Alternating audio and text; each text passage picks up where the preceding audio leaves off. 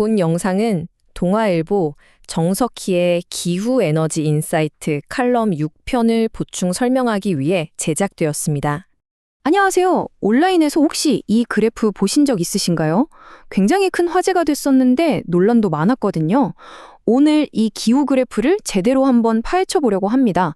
이게 대체 뭘 말하고 싶은 건지, 또 어떤 숨겨진 이야기가 있는지 같이 한번 보시죠. 자, 바로 이 그래프인데요. 왼쪽을 보시면 수만 년 동안의 기온 변화가 보이고, 오른쪽엔 최근에 급격한 상승이 딱 보이죠? 근데 이 그래프가 던지는 메시지가 아주 도발적이에요. 옛날에도 이렇게 오르락 내리락 했는데 지금 이게 뭐 그리 대수냐? 이런 질문을 던지는 거죠. 정말 그럴까요? 자, 그럼 본격적으로 분석하기 전에 이거 누가 만들었는지부터 알아봐야겠죠? 바로 CO2 연합이라는 곳입니다. 미국에 있는 비영리 단체인데 2015년에 만들어졌고요. 이 단체의 목표가 이산화탄소의 중요성, 그러니까 긍정적인 면을 알리고 기후 모델은 좀 한계가 있다, 이런 걸 주장하는 곳이에요. 그러니까 이게 뭘 의미하냐면요. 이 그래프가 그냥 중립적인 과학 데이터가 아니라 어떤 뚜렷한 메시지를 전달하기 위해 만들어졌다는 걸 미리 알고 봐야 한다는 거죠. 자, 그럼 이제 진짜 분석을 시작해볼까요?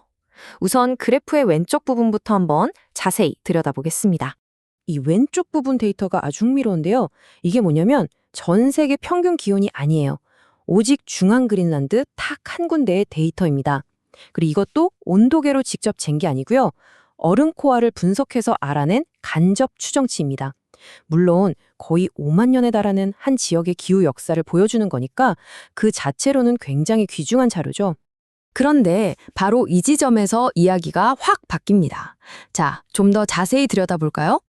자, 그래프 한가운데 과거 데이터랑 현재 데이터가 딱 만나는 지점 한번 보세요. 어떠세요? 뭔가 좀 이사 가지 않으세요? 이 두 개가 과연 자연스럽게 이어지는 하나의 이야기일까요? 네, 바로 여기가 핵심입니다. 이 그래프의 비밀은 성격이 전혀 다른 두 데이터를 그냥 하나처럼 딱 붙여놨다는 거예요. 왼쪽은 수백 년 단위를 뭉뚱그려서 추정한 옛날 데이터, 오른쪽은 매년, 아니 그보다 더 정밀하게 측정한 현대 데이터. 이건 뭐 측정 방식도 다르고 데이터의 정밀도, 그러니까 해상도가 완전히 다른 거죠. 그래서 중요한 게 뭐냐면요. 서로 다른 자로젠 길이를 비교하는 거랑 똑같은 거예요. 그냥 눈으로 보고 왼쪽이 더 가파르네? 라고 말하는 건 아주 큰 오해를 낳을 수 있다는 거죠. 과학적으로는요. 자, 그럼 이제 시야를 좀 더 넓혀볼까요? 그린랜드라는 한 점에서만 맴돌 게 아니라 지구 전체라는 더 큰 그림을 한번 봐야 합니다. 이게 정말 중요한 포인트인데요. 아까 그 그래프가 놓치고 있는 가장 큰 부분이에요. 그린랜드의 기후가 곧 지구 전체의 기후는 아니라는 사실이죠. 왜 그럴까요? 바로 북극 증폭 현상 때문입니다. 이게 뭐냐면 그린란드가 있는 북극 지역이 기후변화에 유난히 민감해요. 그래서 지구 다른 곳들보다 2배에서 3배나 더 빨리 더워집니다. 그러니까 그린란드에서 온도가 크게 뛰었다고 해서 지구 전체가 그만큼 변했다고 생각하면 안 되는 거죠. 실제로 과학자들이 지구 전체의 평균 기온을 복원한 데이터를 보면요. 아까 그 그린랜드 그래프처럼 막 위아래로 요동치지 않아요. 오히려 지난 10,000년 동안은 대체로 서서히 식어가는 추세였어요. 그러다가 산업혁명 이후에 갑자기 정말 유례 없이 수직으로 치솟는 모습을 보입니다. 지금 현재 기온은 인류 문명이 번성했던 지난 10,000년 그 어떤 시기보다도 더 높은 상태입니다. 자, 그럼 지금까지 살펴본 것들을 다 종합해서 주류 과학계에서는 뭐라고 결론 내리고 있을까요? IPCC라고 수천 개의 연구를 종합해서 보고서를 내는 곳이 있죠. 여기서 아주 명확하게 이야기합니다. 최근 기온 상승의 대부분, 약 1.07도는 인간 활동 때문이라고요. 자연적인 요인, 태양 활동이나 화산 폭발 같은 것들의 영향은 거의 없었다고 보고 있습니다. 그리고 더 재밌는 건 뭔지 아세요? 아예 그린랜드 데이터만 놓고 봐도 그 원래 그래프의 주장이 맞지 않는다는 거예요. 가장 최근인 2023년 저명한 학술지인 네이처에 실린 연구를 보면요.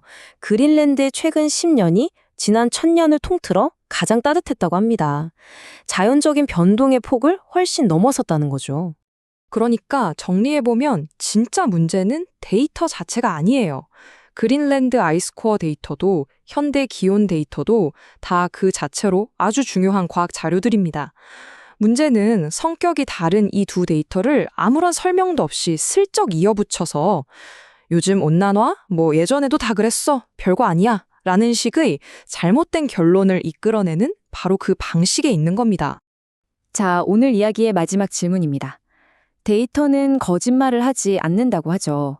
하지만 그 데이터를 담는 차트는 어떨까요? 똑같은 데이터를 가지고도 어떻게 보여주느냐에 따라 전혀 다른 이야기를 할 수 있다는 점 오늘 확실히 보셨을 겁니다. 여러분은 어떤 생각을 하셨나요?